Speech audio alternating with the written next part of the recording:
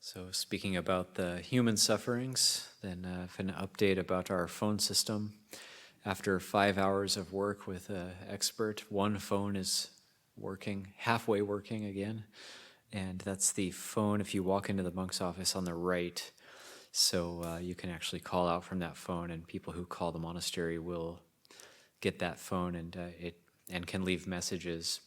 There's instructions on how to leave messages. How to check messages on that phone. It's different. You actually press the message button and there's no mailboxes. It's just very basic. Back to the basics. And when people call the monastery now, they will hear, "You've reached Abhayagiri Buddhist Monastery. Please leave a message." That's it. So anyway, all messages will go to that one phone currently. So I've instructed Jack in this. He'll check messages on that phone. And then tomorrow our expert is coming back, and we'll try to more or less rebuild our system to resemble what it was before. So that's the IT suffering. High tech, high tuk, as they say in Thailand. Tuk is the word for dukkha in Thai. So, as requested, we'll go into more suffering today, suffering of the animal realm, and Pabongka Rinpoche talking about suffering of the animal realm, and also the we'll finish up on the human suffering, and go into the suffering of the devas. Let's see where that takes us. Thinking about the sufferings of the animals. This has two sections. Thinking about their general sufferings, and thinking about the sufferings of particular types of animals. Thinking about their general sufferings. Animals experience 5 kinds of suffering: eating one another, being stupid and benighted, experiencing heat and cold, experiencing hunger and thirst, and being exploited or made to work. The sufferings of animals are the least of the 3 lower realms. Yet in such rebirths, they eat one another and suffer. Animals with huge bodies, sea monsters and the like, have bodies many yojanas long. Some sea monsters are types of fish. Others are whales that are capable of swallowing them, and there are even whales that can swallow other whales. Many smaller animals infest the bodies of the monsters and eat them. There comes a point when the monsters can no longer bear this, and they rub their bodies on underwater rocky mountains. This kills the parasites living on their bodies, and the oceans are made red for many yojanas. The larger creatures devour the smaller ones, while many smaller ones feed on the larger ones. Though they cannot bear to remain there, they cannot even wiggle free of the spot they live on. The animals of the great oceans are heaped on top of each other and must live with one eating the other from behind. Creatures reborn in the dark depths of the oceans between the continents do not recognize each other. Mothers do not recognize their offspring just after giving birth, and vice versa. They eat whatever falls into their mouths, and so must live by feeding on each other.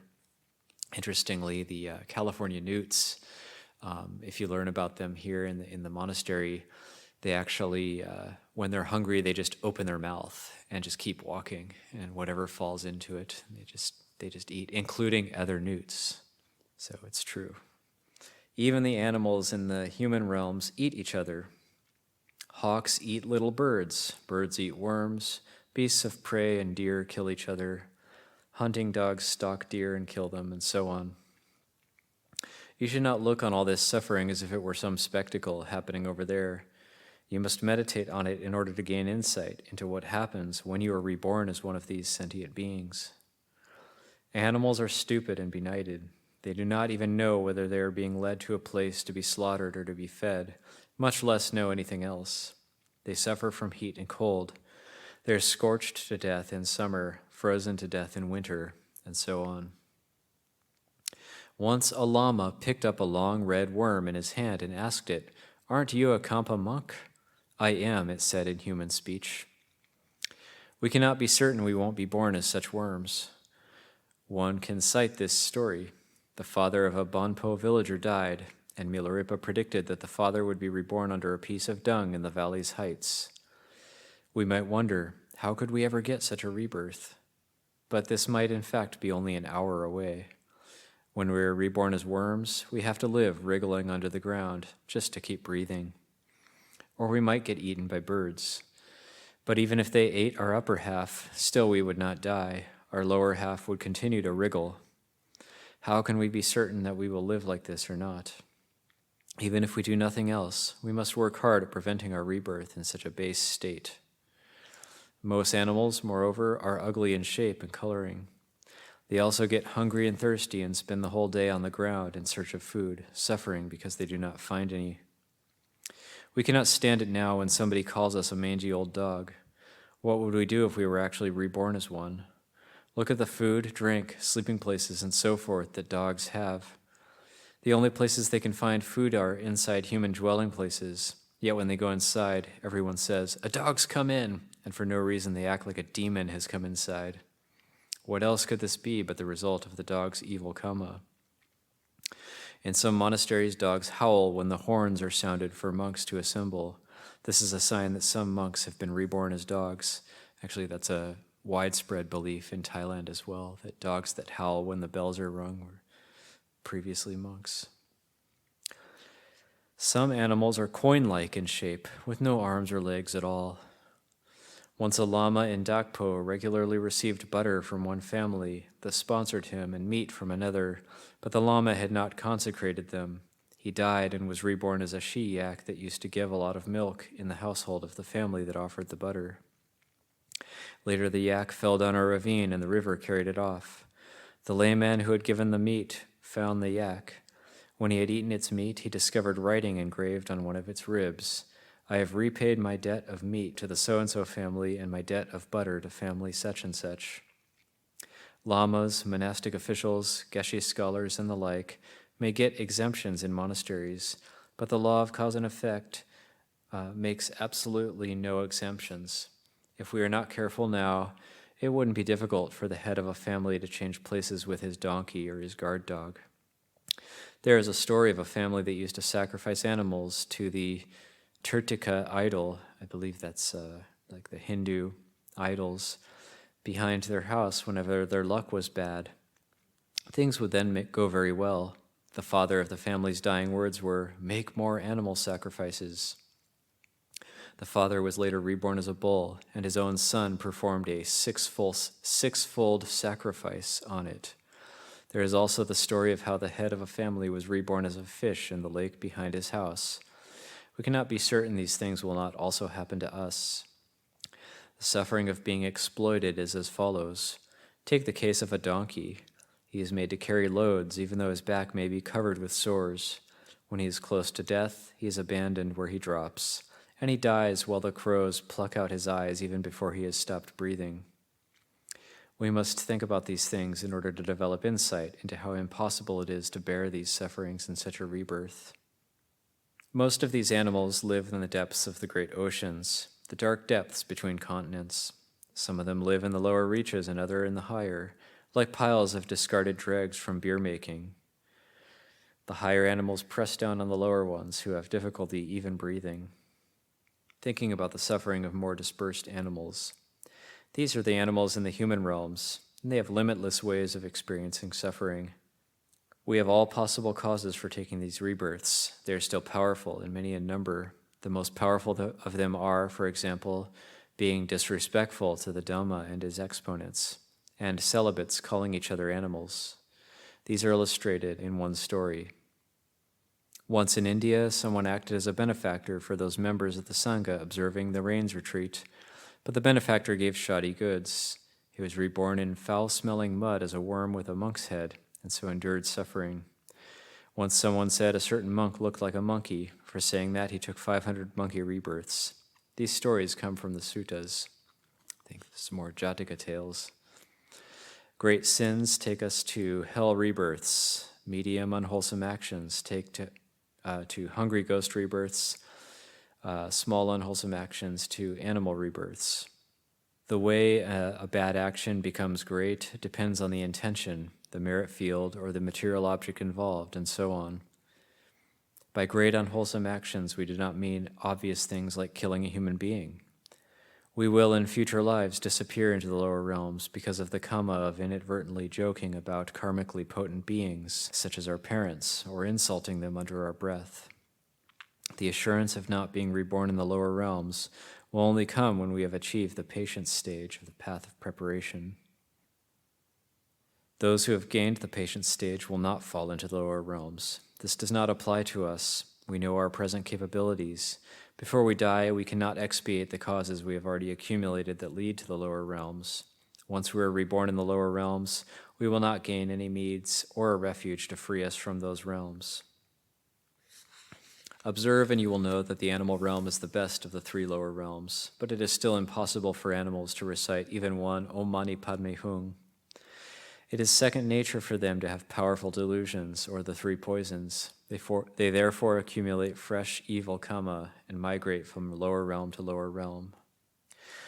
The only thing lying between us and the infamous three lower realms is the mere fact that we haven't stopped breathing. In a short while, later this year or next, or at most in a few years' time, some of us could be reborn in hell and live with our bodies indistinguishable from fire.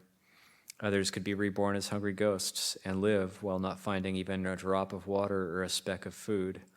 Others will be reborn as animals with sharp horns on their heads and shaggy fur on their bodies. We can't be sure we won't get such rebirths, like waking up from a dream. When we recall these things, we should not think of them as stories happening far away or as mere objects of curiosity. The point is to have insight into what it would be like to be reborn in these realms, and afterward, the certainty that we will be reborn in these realms after this life. Suppose we were spectators when many criminals were being punished by a king's edict. Then suddenly we ourselves were seized, led from the mob, and received punishment like the criminals before us. Similarly now, we just feel the many, many sentient beings undergo such suffering in some place called the lower realms, and we look on with curiosity, like watching a butcher at a sheep slaughtering yard. But imagine the suffering and fear we would experience if we suddenly arrived in the lower realms, or turned into a sheep and were held down by that same butcher and actually felt his blade going between our ribs. We should have this sort of insight. The Buddha, the Bhagavan, gave us this prediction. My savakas, in the future, beings will go to the lower realms like sand running out of an overturned sandbag. We are like the criminal sentenced to be hurled over a cliff who relaxes by the cliffside. We are unaware of this and act complacent like an arhat who has done what has to be done. This is an omen that we will be going to the lower realms. You must see if you think you will be like the small quantity of sand that remains behind in the seams of the overturned sandbag. If our meditations give us insight into what it's like to be reborn in the lower realms, we will develop renunciation. So sometimes it's better to meditate on the sufferings of the lower realms than on deities. The amount of recollection of the sufferings of the lower realms needed is as follows. 2 sons of Ananda's sister were put under Mahamoggallana's care. The lads would not study their books, so Mahamoggallana showed them the hells. They developed a natural repudiation because of their recollection of the hells. So anyway, that's suffering of animals and so forth. And we'll just finish up with the suffering of human beings, and then that actually goes directly into some short recollections on the sufferings of devas.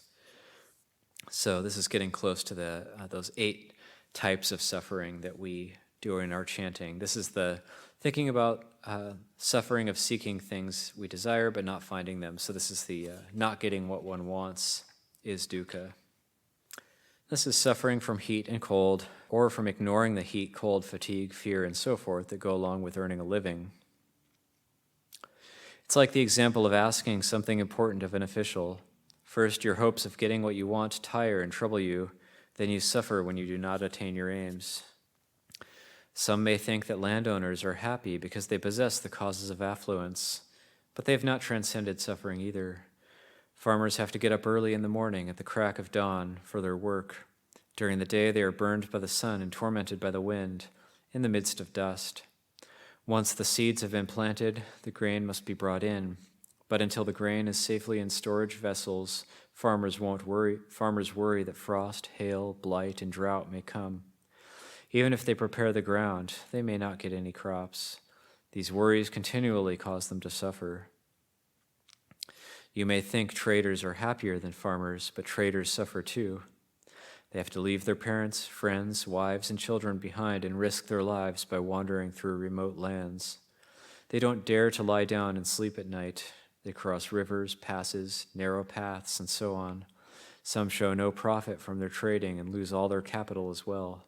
Enemies, bandits, robbers, or thieves could even take their lives. Even if you don't have any wealth or property, you still suffer its lack. Beggars suffer. If they eat this piece of food today, they wonder what they will eat tomorrow. This makes them unhappy, so they go off in search of food, yet they may suffer by not finding any. Even when you have wealth and property, you suffer because of it. Beggars accost the wealthy, those with possessions, and carry some of the wealth away. Others borrow and carry some of it away. Officials take from you and carry some of it away. Even rats and cats rob you and carry some of it away. The rich suffer because they accumulate wealth and cannot protect it. You can worry about losing something and suffer. You can suffer because people slander you. People who ply a trade for a living, carpenters and tailors, for example, may not earn enough for their food, clothes, and rent. They suffer because people don't respect them. They suffer from pride and jealousy, and they may not be able to acquire or even steal a piece of wood or cloth. We may be ordained, but if we do not solely practice Dhamma properly by having contentment and few wants, even performing funerals and rituals in people's homes is a form of suffering. When officials investigate, they think their citizens are happy, but their citizens have not transcended suffering either. Their clothes are in rags on their pale bellies. They have no freedom over their property because they are taxed and must do compulsory service. They may be insulted, whipped, and so on. Some have no time even to eat and must herd the animals near, far, and in between. Some don't even have the means for making barley flour, yet they are still taxed. Disaster can befall them. They can be heavily punished, and so on. In short, they worry day and night, and they must waste their human lives in suffering and exhaustion. And these citizens may think the officials are happy, but it is not so. From Aryadeva's 400 verses, the high have mental suffering, the ordinary have physical suffering. These two sufferings conquer the world every single day. In other words, you may be a great king of a country, but you still suffer. You carry the burden of the country's suffering because the country's disputes and other unpleasant topics are usually brought before you. You fear any enemies still unsubdued. You fear for any unprotected friends. You fear the people the law cannot suppress. You worry about loss of power, and so on.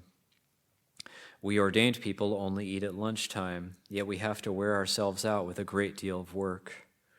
In short, even if you only have one horse, that's a horse worth of suffering. When people first meet, they say nice things to each other, no matter who they are. On further acquaintance, they will only argue and make sarcastic remarks. Kalzang Gyatso, the seventh Dalai Lama, said, "Whoever you see, high or low, ordained or lay, man or woman, except for their dress, appearance, and haughtiness of manner, each has an equal share of ugly human life. How sad to see friends and family sharing the same burden." In other words, externally people may have good or bad clothes and surroundings, but internally all experience suffering equally. Our living place may be unsatisfactory and there may be various other things wrong. We may have no furniture, friends, and so on. Yet even if we have the best of places, friends, and amenities, we still have not transcended suffering. Even if we replace all our hundreds or thousands of servants, pupils, and friends, still they will all be unsatisfactory. Not one will be truly like-minded, and this is a sign that whoever we befriend will increase our suffering. Whatever you enjoy, even tea, is an enjoyment of suffering. Wherever you stay, even in monasteries, is a place of suffering. When we first stay in a monastery, we are unhappy. So we go to another, hoping this will be better, but it's not. And so we go to a hermitage, but even there we don't get along with someone. So we go on a pilgrimage. Even this doesn't make us happy, so we go back to our homeland thinking this might be better, and then we get restless. Whomever we speak to, we only complain about such tiresome things as food, fashion, and people's reputations, and this is the fault of samsara. I have acquainted you with human suffering. When you do not have this acquaintance, there is a danger that you might think that it is your particular location or friends that create your suffering, or that samsara is somewhere far off over there. For this not to happen, you must know that the root of suffering, as I have already explained, is the fault of samsara. Until you turn away from samsara, you will only experience infinite sufferings, no matter where you go. Thinking about the sufferings of the demigods, or the asuras, you may think, still, if I'm reborn as a demigod, won't I have some happiness? But even in this rebirth, you experience only suffering. From Nagarjuna's letter, the demigods by nature have great mental suffering, for they hate the glory of the gods. Though they are discerning, they will not see the truth, for this migration is obscured. The demigods are located on the part of Mount Meru that lies under the ocean. They have 4 cities: Bright, Moon Garland, Noble Place, and Immutable. These 4 levels are the same distance apart as the gods' 4 levels on Mount Meru.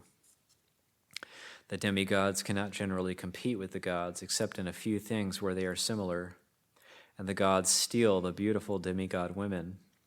The gods have greater riches, for example, the ambrosia of immortality, and therefore the demigods are forever tormented by the fires of suffering of enormous jealousy. If we get so unhappy when we are jealous of the petty affluence of our enemies, need I say how unbearable the great affluence of the gods must be for the demigods? When the demigods can no longer stand their sickening jealousy, they go to war. Ravana, the god's great elephant, hurls rocks at them with his trunk. The demigods throw weapons, but the gods die only when their necks are severed. The demigods may die when a weapon hits any part of their body, so they are always defeated, and at no time do they win. We are terrified when 2 armies of similar strengths fight in the human realms, but are the demigods afraid when they must wage such a war against the gods? They are absolutely terrified. Demigod armies must wage these wars continuously till they die, so they suffer.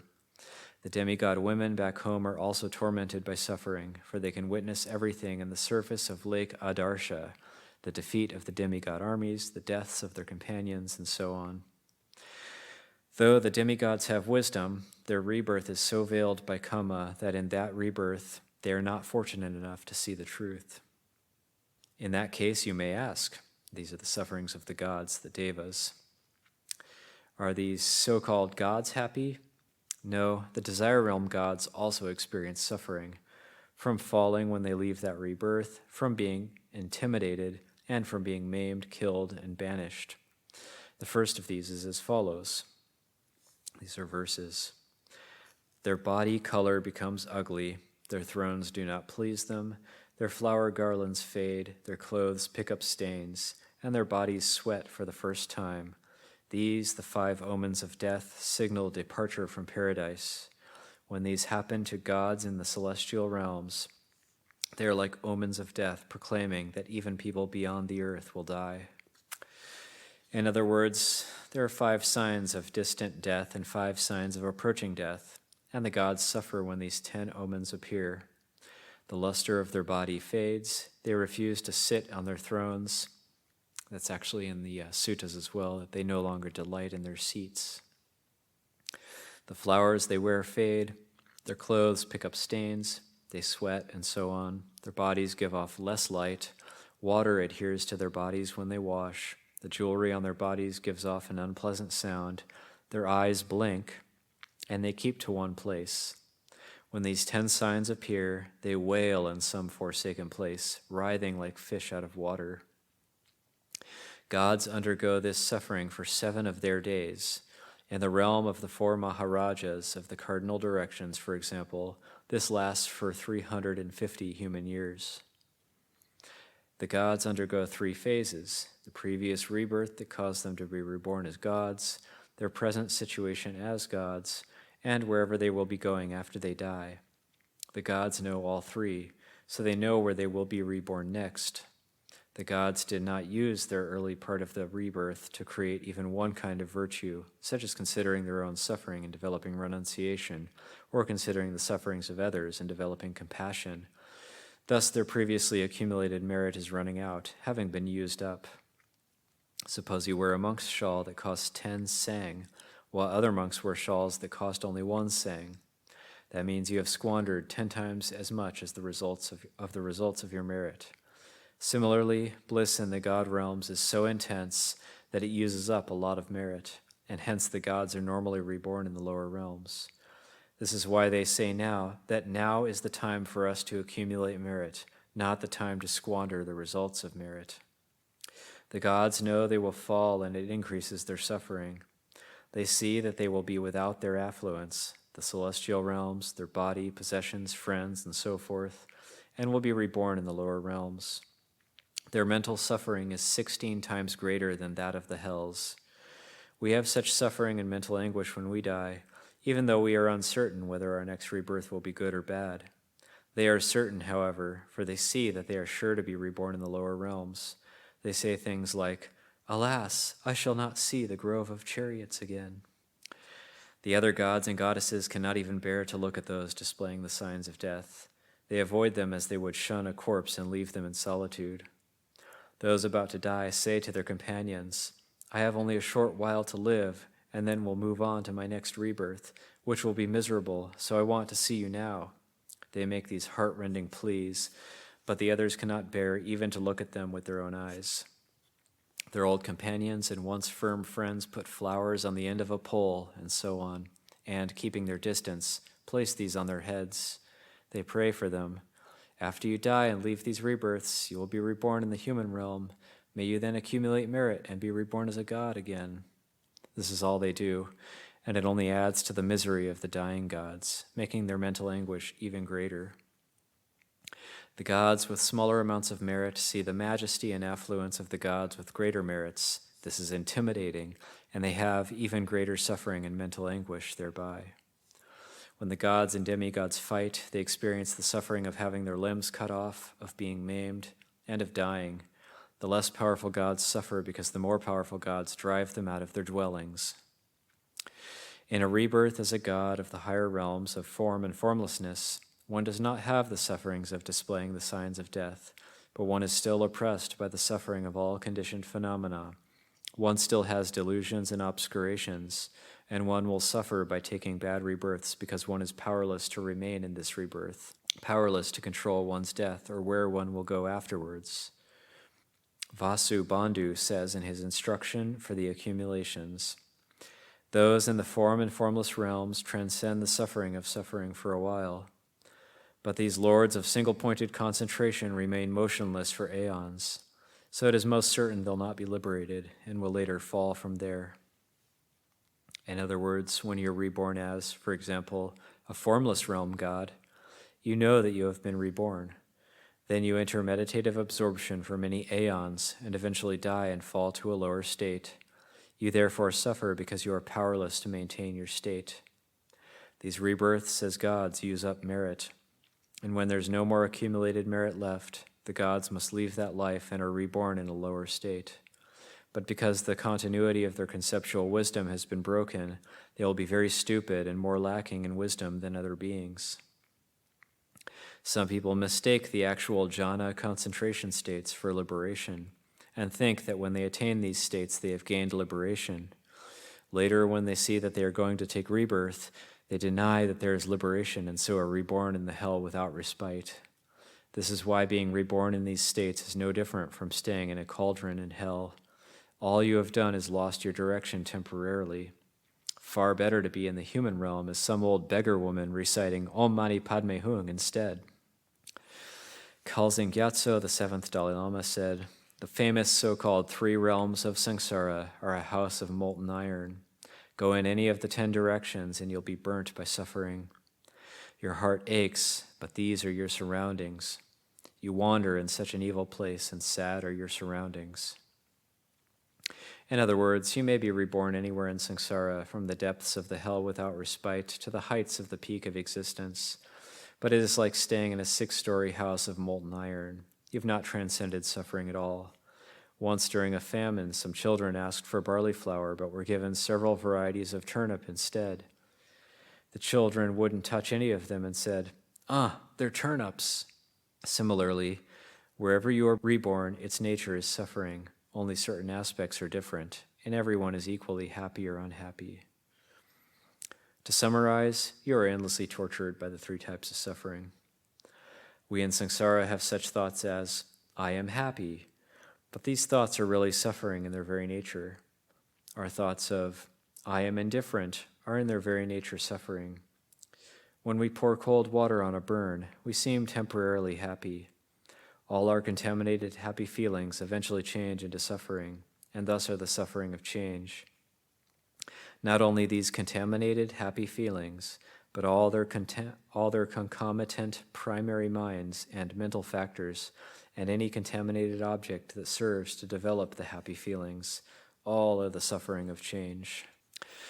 When you first receive a burn, you are not actually tormented by heat, although the nature of the burn is heat. This is only temporary. However, so long as nothing hot or cold to the touch, like water, etc., comes into contact with the wound. Likewise, contaminated feelings of equanimity, together with their concomitant primary minds, mental factors, and their objects, are under the power of past karma and delusions. They are linked to the seeds of future suffering and delusion. They are also linked to the ever-present evil mental states. Feelings of equanimity are therefore the suffering that pervades conditioned phenomena. When hot water, say, comes into contact with a burn, you develop manifest suffering from the sensation of heat. Suffering such as this is the worst suffering, these feelings of pain. Contaminated feelings of suffering that torment mind and body, together with concomitant primary minds, mental factors, and the objects of these feelings, are the suffering of suffering. When we feel, I am suffering, it is the suffering of suffering. In Pali, that's called dukkha dukkha. It's one. There's sukha dukkha, viparinama dukkha, and there's dukkha dukkha. Your notion of happiness itself is the suffering of change. That's viparinama dukkha. A sign that it is not truly happiness, but only your notion of happiness, is the fact that it goes on too long. Your suffering will increase. Your suffering had at first only dropped below a threshold level. Later it will rise above the threshold, and the intervening period is your notion of happiness. Suppose we are now sitting in the shade for too long. We feel cold, so we move out into the sun. We seem to feel happy for a while, but this is not happiness. If it were, it would be like suffering. The more we encounter, the more it would increase. If going out into the sun were happiness, no matter how long we sat there, our happiness must grow the more, not become unhappiness. This is not what happens. We suffer again a little later and have to go back into the shade. Our suffering has gradually risen above its threshold, although this is not in fact obvious. The same thing happens when you go walking. When you get tired, you sit down and seem to be happy for a while, but the suffering from standing up has only dropped below its threshold. The smaller suffering from sitting is not yet apparent, although it will soon rise above its threshold when you are tired of sitting. Similarly, after you sit for a while, the suffering becomes apparent. Then you will say, I want to go for a walk. When you get up again, your suffering from sitting falls below its threshold, and your suffering from standing again has not yet actually risen above its threshold, and so on. From 400 verses, you can see that no matter how much happiness increases, it will end. Similarly, suffering also increases, but there is no end to it.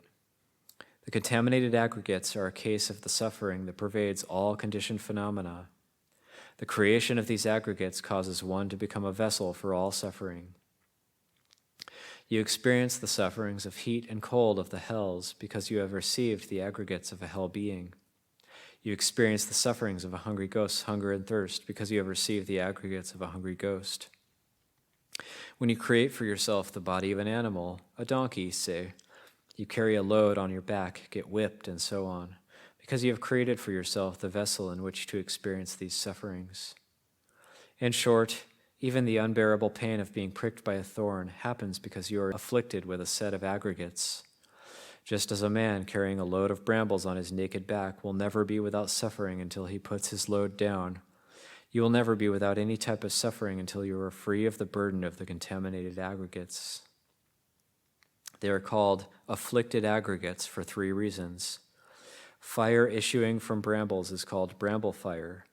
The afflicted aggregates come from past delusions, the inflictor or substantial cause, so the result has been named after the cause, i.e., afflicted aggregates. A man dependent on the king is called the king's man. Delusions, the inflictor or substantial cause, are an outcome of afflicted aggregates. The thing being bolstered is given the name of the bolsterer. Therefore, it's caused by and produces afflictions.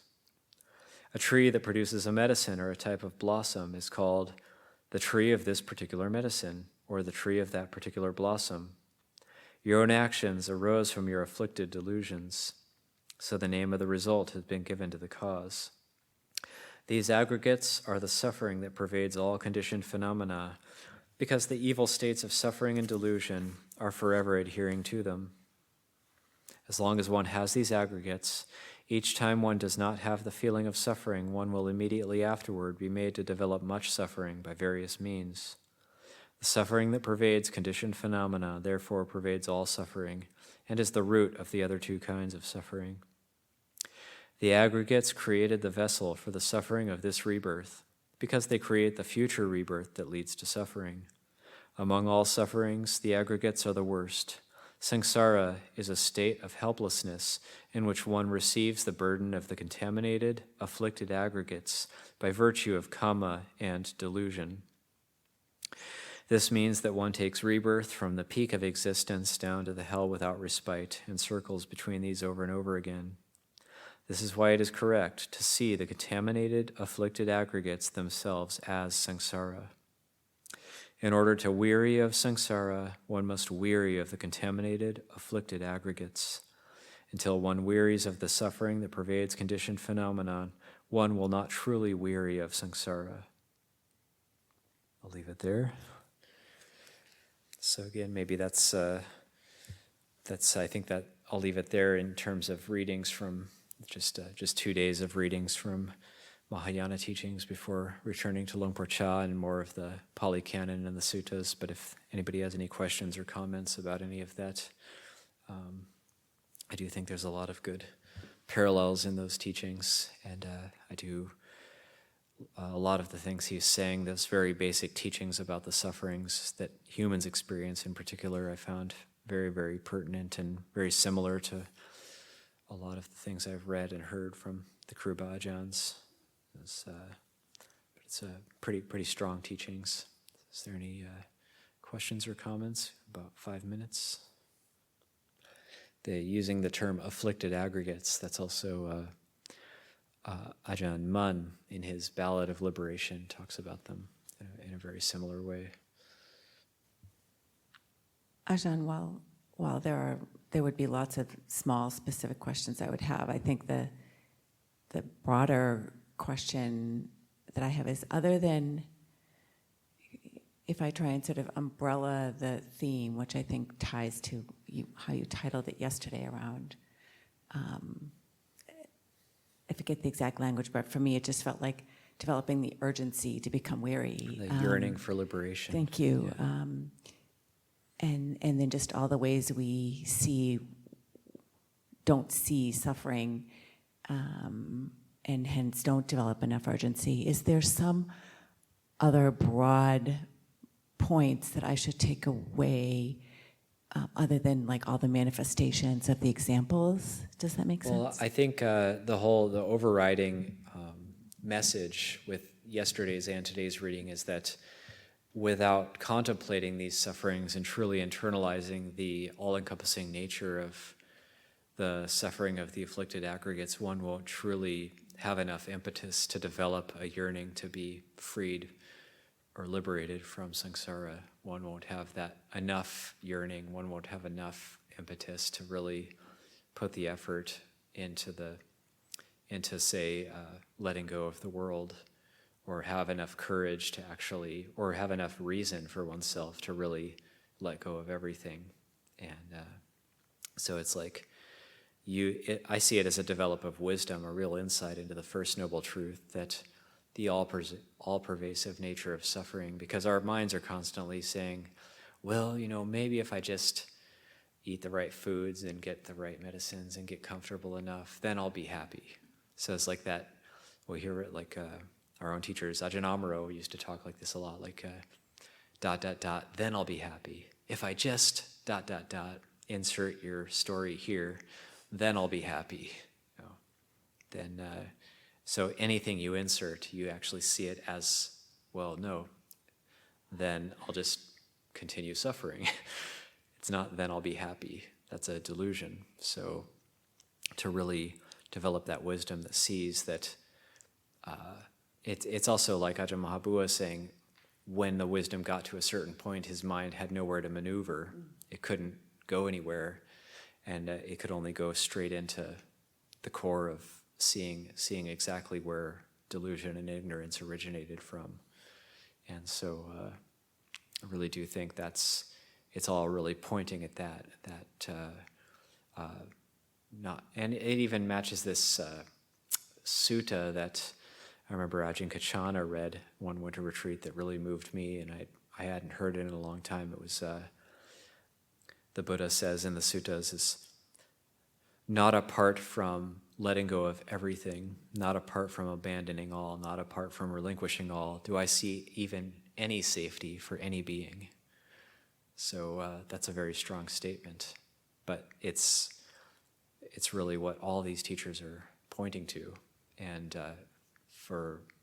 that's the teaching we don't always give to lay people. It's the teaching we go for as monastics, because we have, made that at least an external gesture of at least trying to give up everything or renounce the world. And so these teachings are looking towards that sense of relinquishment. That's Patinissagga. It's the last step on the Anapanasati Sutta as well. So it's really, it's all really pointing at that, developing enough, seeing the all-pervasive nature of suffering enough that we develop a really strong sense of that, and a courageousness in terms of the yearning to be free of it. But the danger being, we could just become depressed and want to kill ourselves. So we don't want to go there either. It's like there's also, if these different levels of developing mindfulness, you will have more happiness, but it's not going to be the happiness of liberation. Thank you, Ajahn. All right. Thank you, Ajahn. I found interesting in this reading this kind of a background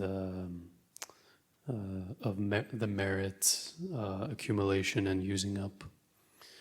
And I feel like I guess it's not necessarily the point. The point being the relinquishment and transcendence, but there was the example of the devas accumulating the merit and then using it up, and then but in particular there's one quick example of the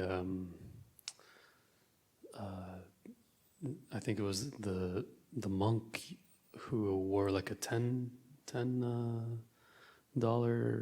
robe versus the $1 robe, using up 10 times more merit. Do you have anything? I would say, I don't completely agree with that statement that he has in there, and that this is to be taken with a grain of salt, that it really, there's many other factors, such as the overriding level of virtue of that person. It's not like you're just using up 10 times more merit because you're wearing a robe that's 10 times more valuable necessarily, but I think he's just making a statement as like a generalization. It's more like a generalization, but I think those types of statements, take it as it's maybe not that way every time. It's like the teaching in the suttas of, when a bad person does a bad action, it affects them more then when a good person does the same bad action, it's like throwing a lump of salt in a cup of water or throwing a lump of salt in a big river, so that the result would be experienced differently. So I think there's other factors at work there, like the level of parami and things like that, and the intention as well. If a monk is wearing a rag robe out of modesty, then he might make a certain amount of merit. He might have a certain amount of merit associated with that.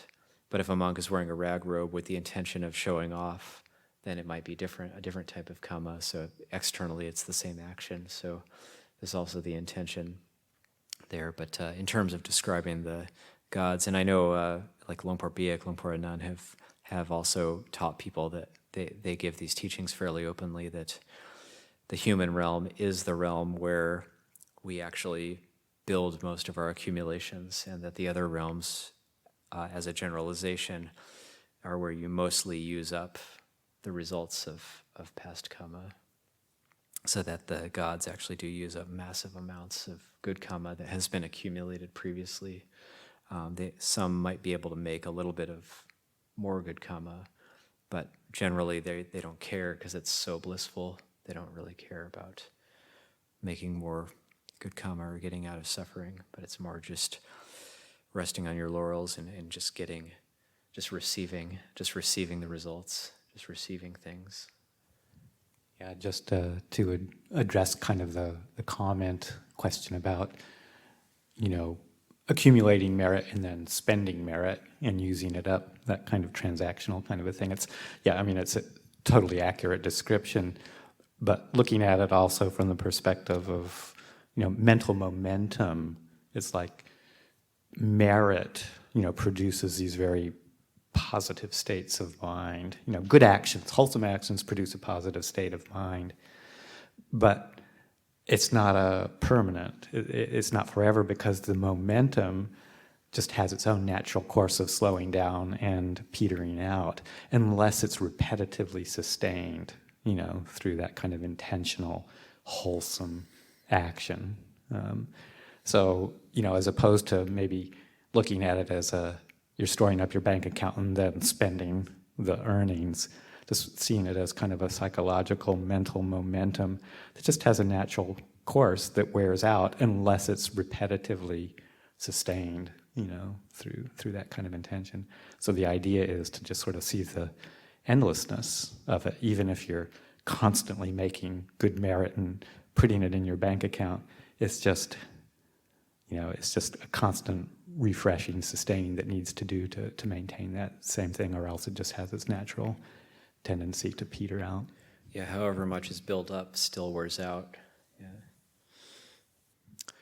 Okay, thank you everybody. Puja 7.